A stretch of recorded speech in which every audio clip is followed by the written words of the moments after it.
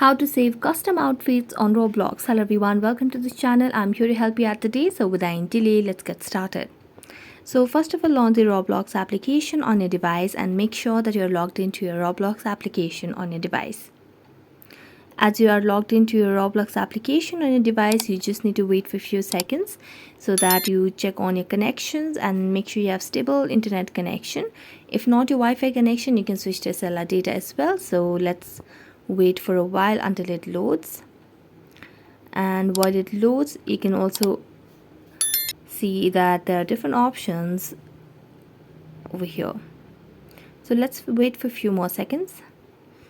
And here you can see the options over here at the bottom of the screen where you'll be able to see the options of avatar. So simply tap on avatar, and as I tap on the avatar option, it will take us to a new page over here where you can see the option of marketplace and customize at the top of the screen. Select on customize option.